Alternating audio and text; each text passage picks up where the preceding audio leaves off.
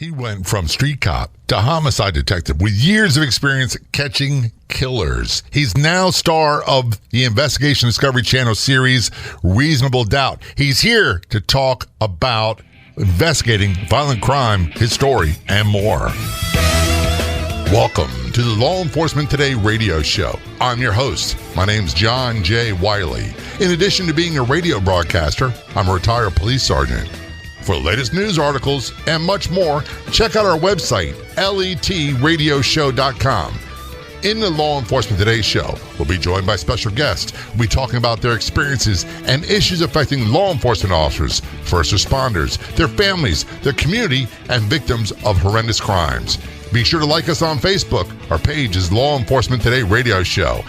Check out the daily articles on our website, letradioshow.com. And while you're there, download our free app.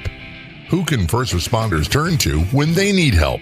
Shatterproof at FHE, providing world-class exclusive treatment services for first responders suffering from exposure to trauma, PTSD, anxiety, depression, and or substance abuse. For free 24/7 information, call 833-776-1420. 833-776-1420. That's 833-776-1420. Online at FHEhealth.com. That's FHEhealth.com. Under programs, you'll find details about Shatterproof. Calling us from Alabama, we have Chris Anderson on the phone. Chris is a retired detective sergeant from Birmingham, Alabama Police Department. He is also star of the Investigation Discovery Channel series, Reasonable Doubt. One of the stars, we'll talk about that in a moment. He's recently been promoted to Chief of Police at Talladega College. This guy has got it going on, and I'll be honest with you, I'm a little jealous because he's like as cool as the other side of the pillow, and I'll explain that in a moment. Chris, thanks for being a guest on the show. Very much appreciated. Thank you. Thank you, Jay. I appreciate the invite, man. This is going to be great. Well, the reason I say that, Chris, is, number one, I've had many guests on from the Investigation Discovery Channel. Joe Kend on, and my wife always goes, I love the way he talks. I'm like, he talks like every cop I know. And there's no fluff and stuff. Right. And when I watched you, and I first became aware of Chris, way back in the day from First 48 on A&E channel. And Chris reminded me, and I'm going to ask you this a question. You always seemed like a cool character, unflappable, like nothing ever got to you. And I was the exact opposite. Right. You know, look, I'll be the first person to tell you that Detective Chris Anderson and Officer Chris Anderson, they're two completely different people, man. We, it takes us time. All of us in law enforcement understand that it takes years to develop the type of police officer that you want to be on the streets. And I realized that at an early age at an early time in my career that, me being the guy that will go off at the drop of a hat, will yell and scream at people, that's really not the way to be, because I spent most of my first couple of years in law enforcement NIA, speaking to them about, something I said or something that I did while I was a cop. I've got crews and seats from spending time in internal affairs for stuff I said or supposedly said. Right. But, it just took years of development. I figured that, I drew more of the type of attitudes and mindsets that would lend myself to be a help of the people that we serve rather than the person that ended up in IA for something I did or said. So it just took me years to develop to this person, and it's worked out well for me. Another thing is, none of us, myself included, no one wanted to be the cop that ruined a case because we flew off the handle. No one wants to be that guy ever. I know you didn't. I know I never wanted to. And I was always, I'll be honest with you, especially in the early days, afraid that I would fly off the handle. Mm-hmm. Yeah. And I've seen a lot of those guys. We had a lot of guys that worked in homicide with that type of mindset. They didn't really think about the things that they said, think about the things that they did, and it ultimately re-victimized the victims that we already had. So, look, I just didn't want to be that guy, man. I mean, look, and it took years. It took years to develop it. Every cop needs to know that it takes years for you to develop into the cop that you want to retire as. Yeah, and it took a lot of help from a lot of the old timers. When I came on, and it was a long time ago, I was trained by a lot of combat Vietnam veterans, and we had a few Korean War veterans that were command staff. And they didn't pull any punches. When you were out of line, when you were wrong, they let you know. Right. And I think, that's the best way to be. That's how I learned. I learned from a group of guys that were old head legends in my department, man. And they taught me the ropes. They checked me when I was wrong, and I respected that.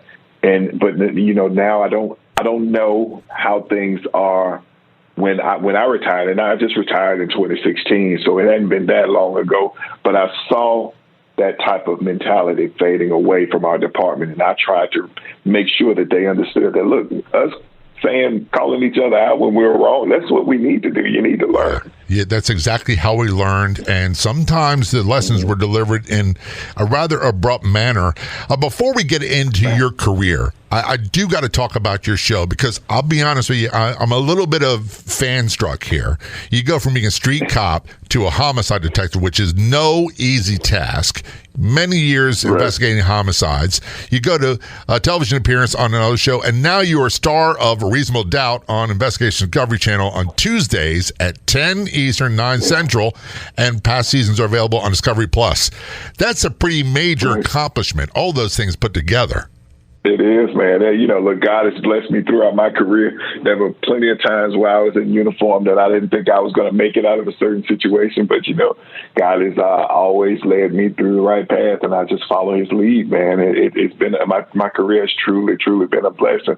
And I wake up every morning and I thank him for it. Did you ever in your life imagine being a street cop when you were younger? Look, I couldn't imagine being 30 when I was 21, so don't even get me started on that. But could you imagine doing what you're doing now when you were a young street cop, just going from call to call to call? I had no clue. I had no idea. I didn't even have the desire to do it. I was like I said, you and I were both raised in our departments by the same types of people. Sounds like, these guys were the types of guys that will check you when you're wrong, but they never wanted to be on television. So I was raised like that. That's how I was groomed. You never want to be on television. You never want to, if the news cameras got anything to say to you, you avoid them like the plague. But when First 48 started filming our homicides, I didn't really want to be involved in it, but I thought it was a pretty cool thing for people to see exactly how homicide investigations are done, and they filmed it in a way that they filmed all of the raw emotions. They filmed the late nights. They filmed us falling asleep on the, after we've been out for 15, 20, sometimes 48 hours. I just thought that it was a cool thing to do. And I never had any clue that it would lead to me being on Reasonable Doubt and doing it, being with Investigation Discovery, which has been, the highlight of my career. And by the way, congratulations on your show, and big congratulations on being named police chief of Talladega College. Those things are not lost to me whatsoever. When I watch television, and I hate to say it, the excitement of my life nowadays, Chris, is I am the square. I don't curse. I don't drink. I don't do drugs. I try to eat healthy. I go to bed early every night. I don't chase women, but I watch ID a lot. And I'm so impressed with what you all do and what that channel does. And one of the things I say all the time with all the guests from Investigation Discovery Channel is I can't stand dramas that are American-made about policing because they get it so wrong. And ID gets it so right almost all the time. Right, man. It's a huge honor. I think that they're so progressive in the things that they produce. I love the shows. I love the entertainment. But I do love what we do on Reasonable Doubt because, it's a different spin on police work. And you and I both will be the first to say that, the addition of a former homicide investigator and a defense attorney is a miracle within itself. That there is not lost on me. It goes right up there with the television cameras in our faces. We're talking with Chris Anderson. He is a retired Birmingham Police Detective Sergeant, also one of the stars of Investigation Discovery Channel's Reasonable Doubt, also Chief of Police at Talladega College. When we return, we'll talk about investigating homicides and much more. What makes Shatterproof a very unique program is it's one of the only programs in the country that first responders can go to that is 100% all first responders. Everybody's in pretty bad shape when they get here. And then 30 days later, when you can see the transformation and the difference in people when they've had 30 days of counseling, working with therapists, working with a psychiatrist, getting the neuro treatment. The transformation that happens with the clients is really humbling to be able to work around and see, because people are getting better here. And it just shows that there's a need for the first responder community to deal with behavioral health issues and take them seriously and offer treatment to people that may need help out there. For free 24/7 information, call 833-776-1420 or online at fhealth.com.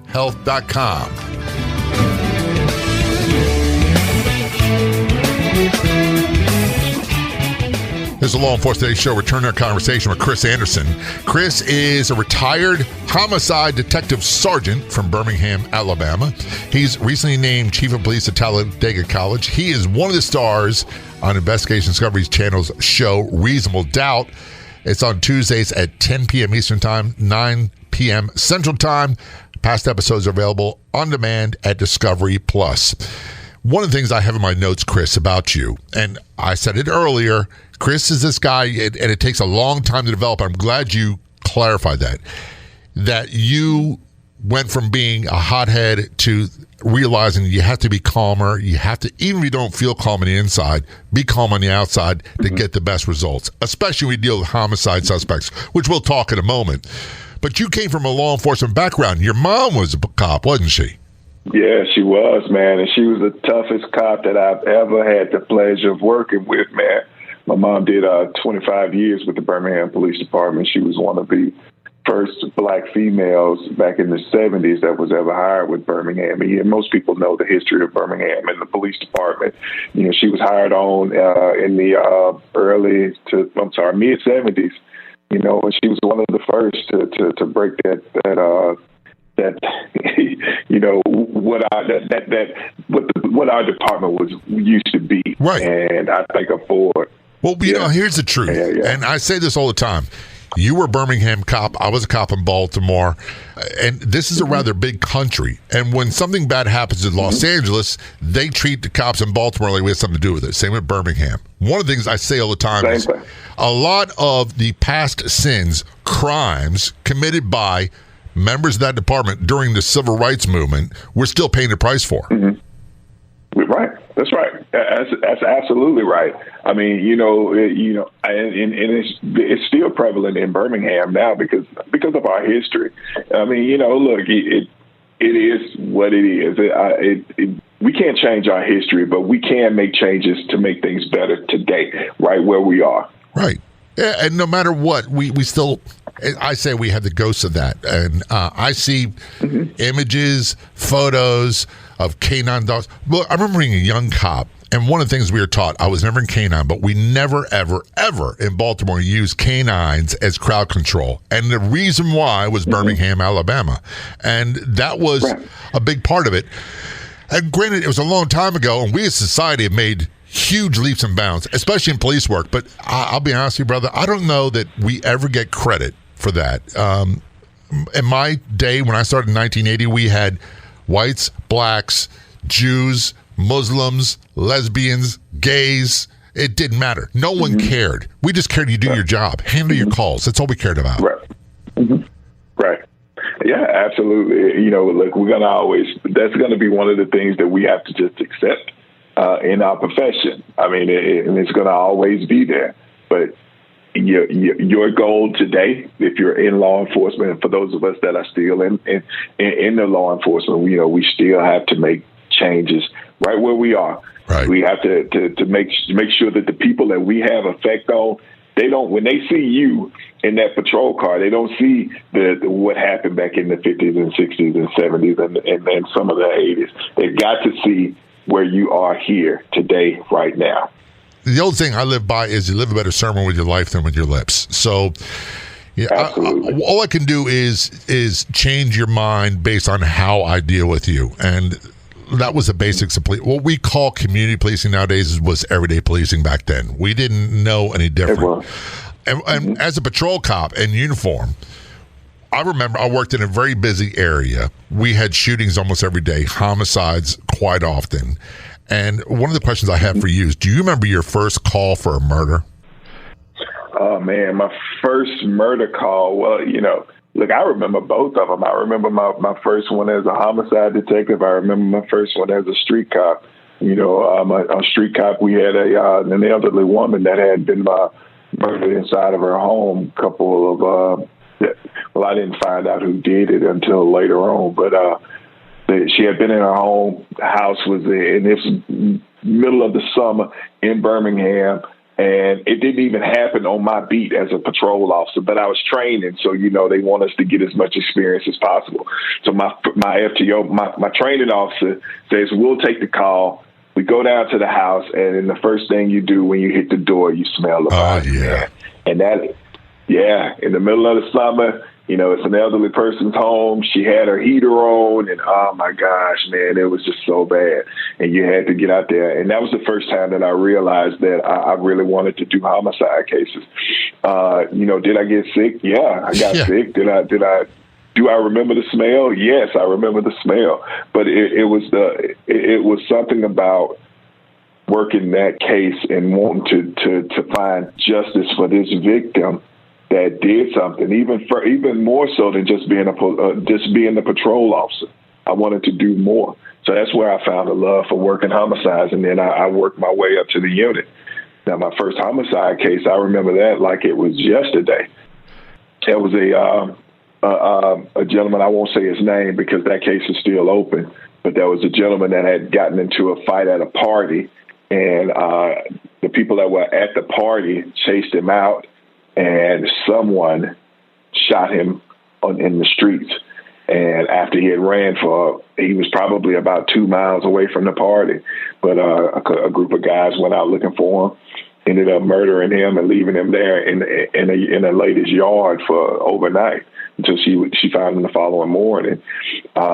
I knew exactly who committed the murder. I couldn't prove it because there were no witnesses and there was no evidence to link them to it. But I never could charge him. And to this day, that case has not been closed by arrest. But I know exactly who did it, and that was one of the cases that helped me develop the type of mindset I would have when I investigated cases. I'm glad you brought that up. In particular, second case. Well, both of them I can talk about, but the second case, one of the things is I'm not bothered by the cases I did solve. I'm bothered by the ones that couldn't solve. Mm-hmm. Is that a good explanation for you? It's a perfect explanation.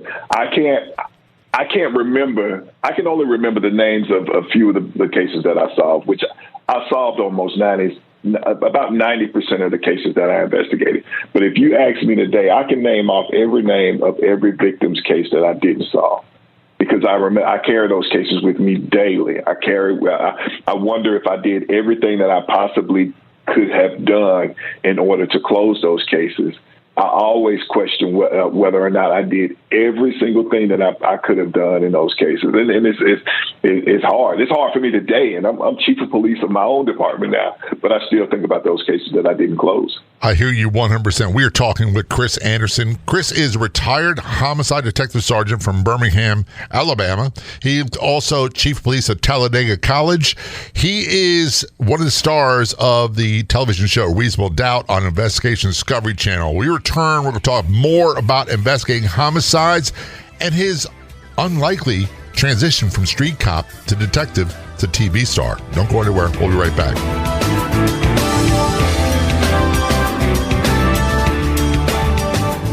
Hey, folks, when you have a chance, check out our Facebook page. Do a search on Facebook for Law Enforcement Today radio show. When you get there, click like and follow.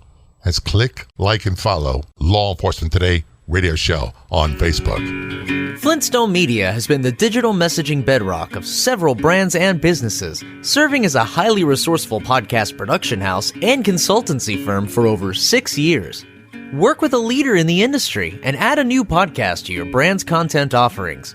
From show development and setup through recording and distribution, Jemmy will lend her experience launching dozens of podcasts and producing over 1,000 episodes, making creating your show a simple and easy turnkey process for you. Visit flintstonemedia.com for podcast samples. That's flintstonemedia.com.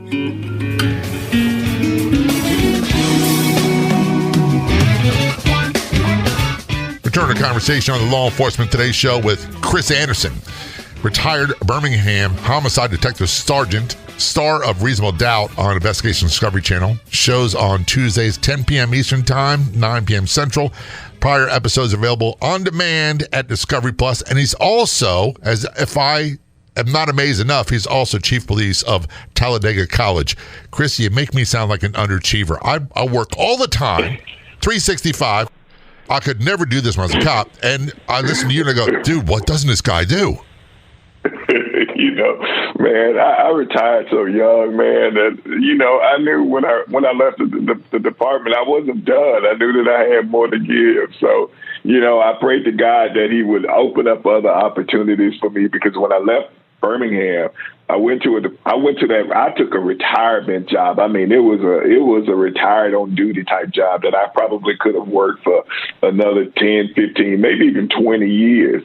And, that was before Reasonable Doubt came into the picture, and there's a story behind it. But I mean, look, man, I prayed and God opened up the door, and every door that he opens, I'm just going to keep walking through them, man, whatever he makes it. When I know it's him, we had those jobs, and we had terms we used to describe each other. We had police, and that's how you said it in Baltimore, police. We had good police, real police. We had humps. Those are guys who did nothing. We had trappers. Right. There was the one who always got the freebies and the great deals on stuff. And sometimes they were intermixed. And we had goofs. Those are guys who just, they're not quite right. Something wrong with that guy. One thing we didn't have is we didn't have corrupt cops, and we didn't have brutal cops. No one stood for that. Nobody ever. Right. And one of the things we talked earlier about goes to the past. One of the things, and maybe this was a big deal, but in the Serpico days, we didn't tolerate that stuff. And we were fetched up sharply by the old timers, and they said, hey, that's not how you do things. This is how you do things. They weren't that nice. And they said, by the way, I'm not going to get indicted because of you. I'm not going to lose my health benefits and insurance because of you. So you got to fly right. That was a squad concept. And we all had bad days. We all had good days. I imagine your experience is the same. Yeah, man. Look, and I hate to bring this guy's name up because I just hate that he even got as much attention as he got. I'm talking about guys like Derek Chauvin. Look, this guy is the reason, part of the reason why we are having so many problems right now in law enforcement. And you think about the things that he did to just tarnish and rip apart the fabric of the relationship of the people that we serve. And it ticks me out so bad because, we have a father, a son, a brother that's been murdered, and that's George Floyd. And this guy, the reason Derek Chauvin is a guy that had other people that were looking up to him. I can imagine him being that guy that everybody really looked up to, and they were scared to say anything to him. And now, as a result, we have several other law enforcement officers who are spending time in prison because they didn't feel comfortable enough in telling this guy, hey, man, get your knees off of this man's back. We need to give this man a little bit of time to breathe. We need to let him go. But no, he didn't. And this, not only has it hurt him, the other officers that are in prison, it's hurt every law enforcement officer in this country. Because we don't have people that didn't stand up against him in a time where it could have saved a man's life. And I'll be totally honest with you, Chris, the squad concept of policing, I to this day don't understand how those other officers stood by and did nothing. I just don't get it. Nothing about this makes sense. And as a street cop, and I say that term, that's a compliment. There's no higher compliment for me. As a street cop, I can't see that. How does that happen? I don't understand it either, but I think we've gotten away from the type of raising that you and I had, where you weren't afraid to call a guy's out or tell a guy, well, hey, you're wrong on this. We've gotten away from that type of mentality now with some of these younger police officers, because you can't tell that there are a lot of them that don't want to listen to their elders. They believe that, you guys did it your way. Now I'm going to do it my way. And that's the wrong mindset you need to have in this profession. Well, and you said a great term earlier. We had old heads too, and they were respected, they were revered, and when they talked, you listened, and that's the way things were. Right. And I'll go back to this, and then I want to talk about your experience, but everybody had bad days, and you could lose it. And we would grab a guy and say, get in the car, we got it from here. And then afterwards, we talked to him. And sometimes, I hate to say it, but sometimes disputes got settled on the parking lot of the district station house. And that's just the way things were. They closed the garage door and 2 went in. Some guy came out and they learned their lesson. That's the way it went. That's right. Because we had a certain philosophy, was treat everybody with respect until they change the tone of the conversation. Then there's no backing down. When you talked about your first homicide, and the decomposing body call, we had a thing, and you said you were in field training. When I got promoted to sergeant, and when we had these bad decomposing bodies, we'd call every rookie that just came out of the academy to come up here because they had to learn how to work those calls and work those scenes. We're talking about large, bloated bodies that if you touch them the wrong way, they'd blow up. We're talking about flies. We're talking about odors that you and I still remember that you can't get rid of. And it was so important that you said your FTO took you there, and we took the call even though we didn't have to, so I could learn. Yeah, absolutely. I mean, that was a part of our training, and our guys, the guys that were training that were still on the training call with me, they brought all those guys in, and they wouldn't let them into where the body was because she was in just a small closed-in area. But they brought them in and let them, get a whiff of the decomposing body, so you can make yourself because it's important for you to be around something like that. It's important for you to get that type of training and that type of knowledge, so the next time when it's your turn to work these cases, you'll already be aware of what's in store for you. One of the hardest things that to this day I still remember, and it's more of an emotion than a memory, is the degradation for some people when they had their last moments, when they were killed. The way they were treated, the way they were discarded, the way they left this world bothers me to this day. Does that still linger in your mindset? Absolutely, man. I recently finished up one of a few books about some of my homicide cases, man, and this one was one of the cases that probably touched me the most, made me realize a lot about myself as a cop, as a detective, as a husband, and as a father, man. I had a victim who was murdered, and she was the type of person that every parent wants to raise. She was that type of child, and she was. And I hate to use this this term, but I think this is probably the reason. She was in the wrong place at the wrong time, and 2 guys tried to rob her, and they ended up. 3 guys tried to rob her, and they ended up murdering her. And the only reason she was in that particular place was because she pulled over to use her cell phone. This is right around the time cell phones everybody started carrying cell phones, and they would tell you, if you got to use your cell phone, you need to pull over. So she did exactly that. She pulled over. 2 guys tried to rob her. They ended up murdering her. Here's part of the reason why this case was it affected me so much. This young lady had the same name as my own daughter. And throughout my entire time of investigating that case, every time I would go to sleep, every time I would close my eyes, I would see this crime scene and see my daughter within that same crime scene. That's a tough one. We're going to take a short break. We're talking with Chris Anderson, retired Detective Sergeant, Homicide Detective Sergeant from Birmingham, Alabama, one of the stars of Reasonable Doubt on Investigation Discovery Channel. We have so much more to talk about. Don't go anywhere. We will be right back.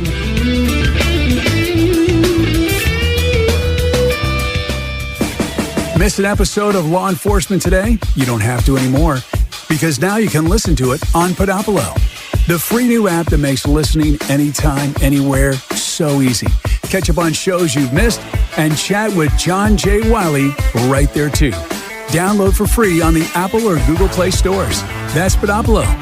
And John J. Wiley wants to hear from you inside Podopolo. There's only one official Facebook page. What you do a search on Facebook for Law Enforcement Today radio show.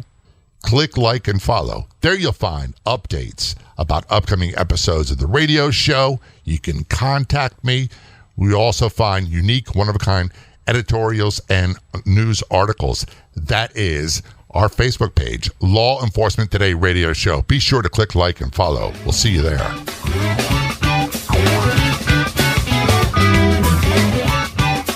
Return conversation with Chris Anderson on the Law Enforcement Today show. Chris, long resume. He is a retired detective sergeant from Birmingham, Alabama Police Department. He's chief of police at Talladega College. He's one of the stars of the Reasonable Doubt television series on Investigation Discovery Channel. Shows on Tuesday nights, 10 p.m. Eastern Time, 9 p.m. Central. Prior episodes available on demand at Discovery Plus.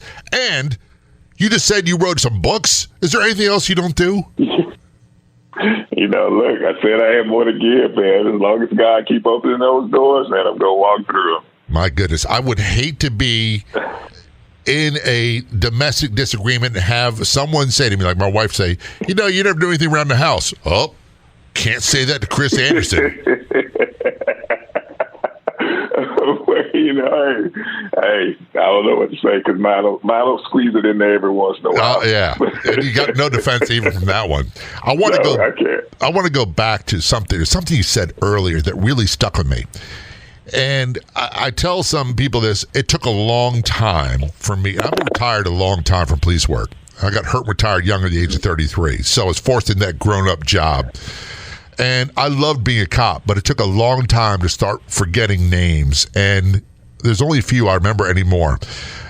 You said that you forgot most of these cases, most of these names. There's still a few that bother you. Is that fair?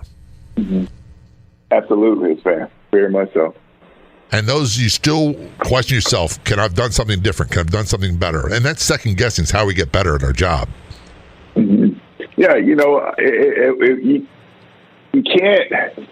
I'm a strong believer that you have to be you have to fail at something to realize you did it when you did it wrong and to make you even better. So I absolutely agree with that.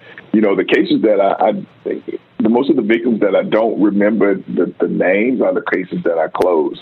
But I can tell you the cases that I didn't close. I can tell you the names of those victims, and they stick with me even today. And I've been now retired going almost 10 years now. Wow. And it's still there. It's still there. Still there. And I rarely ever talk about these things with people who weren't police. And I'll be honest, Chris, I don't even talk about a lot with people who are police because of what I call the stupid questions. Mm-hmm. And investigating homicides, I arrested many people for homicide. I was never a homicide detective. I was always in narcotics or working patrol. And as a patrol officer and sergeant, you're the first ones on the scene. And a very quick story is like a garden-style apartment, and we had a homicide. One of my guys called me as a sergeant and said, hey, come over here, I got a homicide. A woman was thrown down like a bag of trash, stabbed multiple times. Mm-hmm. And they said, I said, do the area canvas, old school police work, do the area canvas, knock on doors. He said, by the way, I have a criminal summons for this guy in his apartment. So I knocked at the door to serve a summons, and the guy, when he opened the door, he didn't seem right. Something looked wrong. I looked at him closely. He had a spot of blood on his cheek.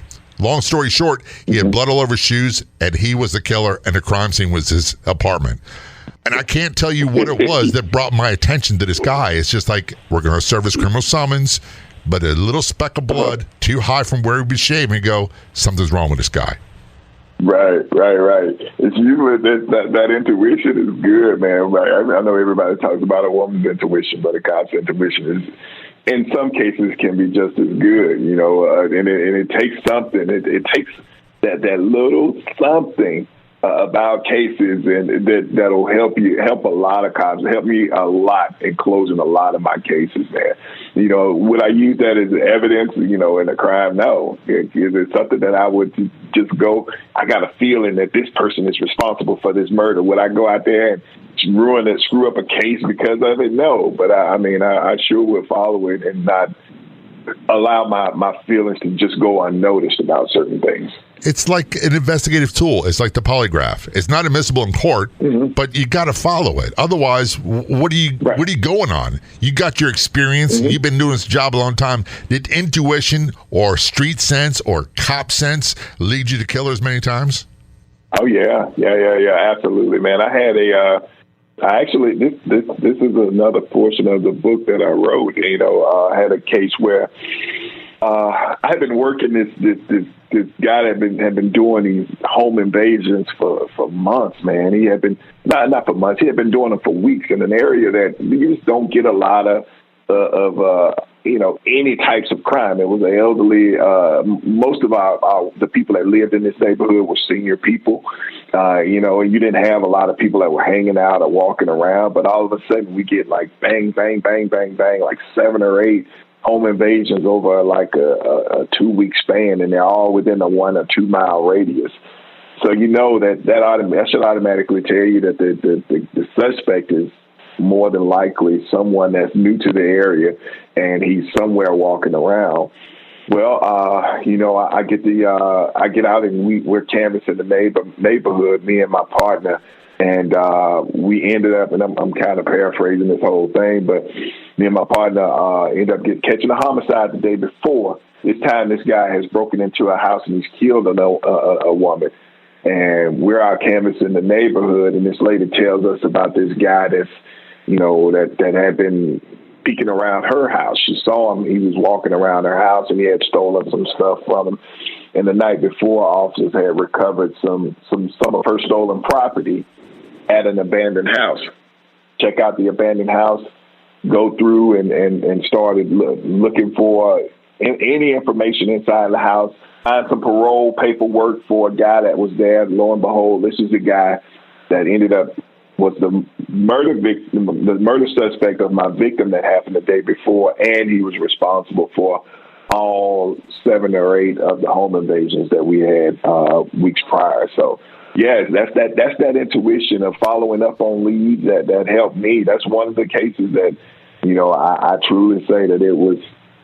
You can call it intuition or it's just God. I prefer to say that it was God because God is the one that has always led me to finding my suspects. I think that's absolutely great. And it's something you have to learn. You got to learn to listen. You got to learn to observe. And quite often we're taught these things. And you talk about your intuition. Did you see yourself being a television star anytime in the future? No, man. Like I said, I was raised to stay in Spain. They came from my mom too, man. My mom hated being on television. She always told me, avoid the cameras. Don't be in the cameras light. If you see them and they ask you questions, go back to the car and sit down.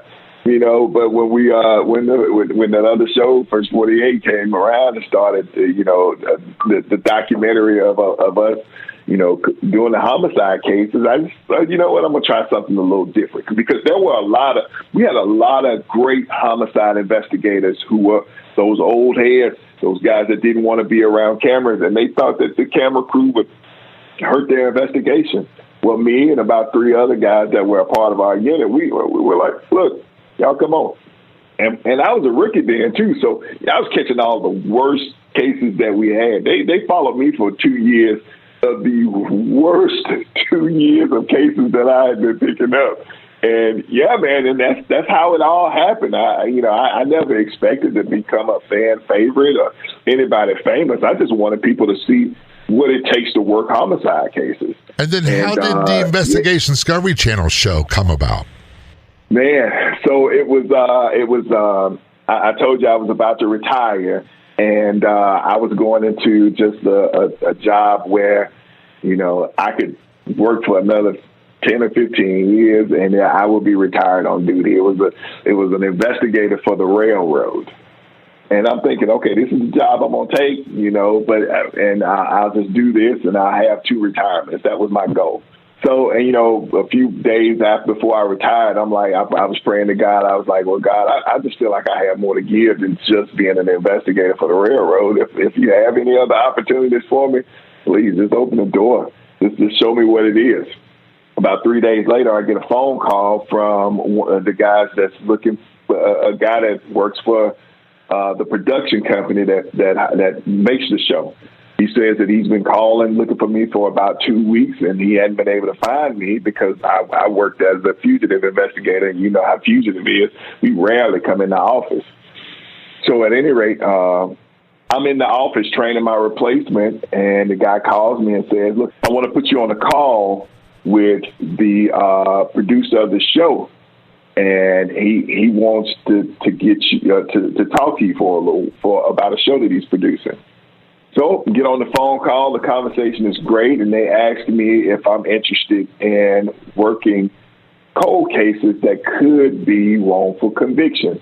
And he explained just a little bit about what the show was about. And I said, look, man, if even and after hearing his explanation of what he wanted to do, I told him, look, even if I'm not chosen for the show, you know, I'll be a fan of the show, man, because Absolutely. I want to see if you're able to do it. And the show's called Reasonable Doubt. It's on Investigation Discovery Channel, Tuesdays, 10 p.m. Eastern, 9 p.m. Central Time. Prior episodes available on demand at Discovery Plus. We've got to wrap things up. We've got to have you back again in the future. Chris Anderson, thanks so much for your service, and thanks for me guesting the show. Very much appreciated.